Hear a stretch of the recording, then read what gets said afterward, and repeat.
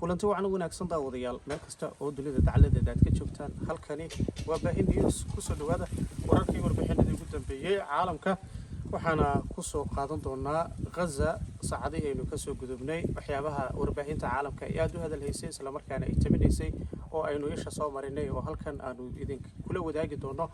hab ugu badnaatay waxaan ka hadli doonaa waanwaanta iyo sidoo kale xabad joojinta Gaza oo ahayd mowduucii ugu weynaa ee warbaahinta caalamka ay isha marinaysay saacadihii aynu kasoo gudubnay Masar iyo sidoo kale Qatar iyo Mareykanka xubno ka socda ayaa la filayaa in ay gaaraan magaalada Rome ee dalka Talyaaniga halkaasi oo la filayo in lagu lafaguro kulan isxog waraysi oo ku saabsan qaabkii lagu soo afjari lahaa laguna gaari lahaa is-afgarad iyo sidoo kale heshiis dhanka isdhaafsiga maxaabiista Israel iyo sidoo kale Hamas waxaa sidoo kale la filayaa in kulankaasi uu noqdo mid looga hadli doono amuuraha dhanka dib u heshiisiinta iyo gargaarka bini'aadanimo ee la gaarsiin doono shacabka ku tabaalaysan Gaza kuwaasi oo tiradoodu marba marka ka dambeysa ay sii kordhayso haddaba dhawaan madaxweyne ku-xigeenka Mareykanka ahna musharaxa xisbiga dimuqraadiga Kamala Harris ayaa ka hadashay dhibaatada isla markaana ka dayrisay xasradda iyo xasuuqa ba'an ee lagu hayo shacabka Gaza ee Falastiin waxaana ay sheegtay in caalamku uusan indhaha ka laaban doonin dhibaatada iyo sidoo kale hagardaamada Israel ay ku hayso shacabka Falastiin waxaana ay sheegtay in loo baahan yahay in la soo gabagabeeyo oo la gaaro gunaanudka dagaalkaasi Gaza oo imika muddo ku dhow sanad halkaasi dagaalkaasi uu ka socdo tan iyo markii uu bilowday 7 bishii Oktoobar sanadii 2023 hase ahaatee waxaa la filayaa in kulankan uu noqdo mid markaasi lagu gaarayo gabagabadii arrimaha dhanka heshiiska iyo sidoo kale xabad joojinta iyo waanwaanta la filayo in laga hirgeliyo dalkaasi Israel haba ugu badnaatay arrimaha dhanka Gaza waxaa jirtay haddaba madmadow iyo sidoo kale shaki hareynaya qodobada qaar ka mid ah heshiiskan iyadoo warbaahinta gaar ahaan Al Jazeera qaybta luqadda Carabiga ee wararka ku baahiso ay sheegtay in ay jireen ilaa ay soo xigatay kuwaasi oo qaarkood ka hadlayay qodobada ku jira heshiiskaasi oo ay qayb ka ahayd dadkii laga barakiciyay koonfurta Falastiin gaar ahaan Gaza iyaga marka dib loogu soo celinayo heshiiska kadib xabad joojinta halkaasi ay ka hirgasho in baaritaan la mariyo taasi ahayd qodob ay aad ugu muransan yihiin Falastiin iyo sidoo kale Israel isla markaan Israel dhankeeda ay ahayd waxyaabaha ay soo jeedisay sidoo kale waxaa jirtay qodob kale oo ay qaadacday Masar oo qayb ka ah in ay gacanta ku hayso ciidamada Israel ee IDF ay gacanta ku saahiyaan xuduudda Masar iyo sidoo kale Israel aan iraahday Gaza iyaduna oo daanta galbeed waa qodob kale oo markaasi iyaguna qayb ka ah waxyaabihii aad lagu muransanaa haddana waxaa madaxda caalamka gaar ahaan hogaamiyaasha beesha caalamka intooda badan ay isla garteen in la soo jeediyo oo la dardargeliyo heshiiska xabad joojinta iyo sidoo kale is-afgaradka u dhaxeeya Israel iyo sidoo kale Hamas xorriyadooda dib ay ku helayaan maxaabiista labada dhinac ay kala haystaan waxaa iyana arintan ka hadashay madaxweyne ku-xigeenka Mareykanka Kamala Harris waxa ay sheegtay in ay laga maarmaan tahay in dagaalkaasi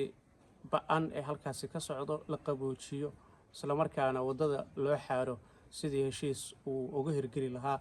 Gaza maadaama ay jiraan dad badan oo halkaasi ku dhibaataysan qodobada heshiis ku jira waxa qayb ka ah in sidoo kale Israel ay wadada u xaarto oo ay fursad siiso gaar ahaan hay'adaha gargaarka bini'aadanka halkaasi geynaya si ay u gaaraan shacabka tabaalaysan ee ku sugan Gaza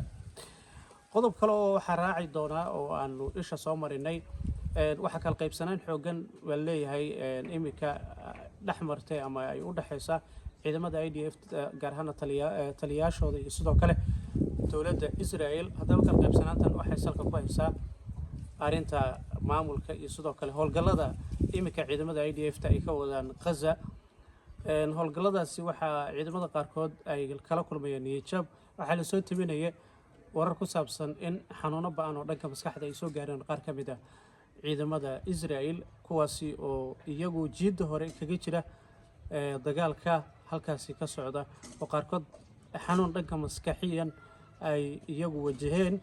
tani markii uu bilowday dagaalkaasi 7 bisha Oktoobar sanadii 2023 waxaa iyana sidoo kale la soo warinaya in ciidamada Israel ay ka hor imaadeen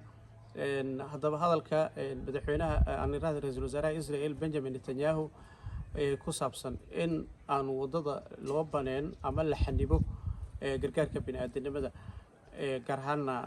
hay'adaha samafalka oo iyagu talaabada ay ku gaari lahaayeen shacabka halkaasi ku dhibaataysan waa qayb ka mid ah waxyaabaha ugu waaweyn qodobadaasi qayb ka ahaa saacadihii aynu ka soo gudubnay iminkana waxaanu isha marin doonaa haddii rabbi raali ka noqdo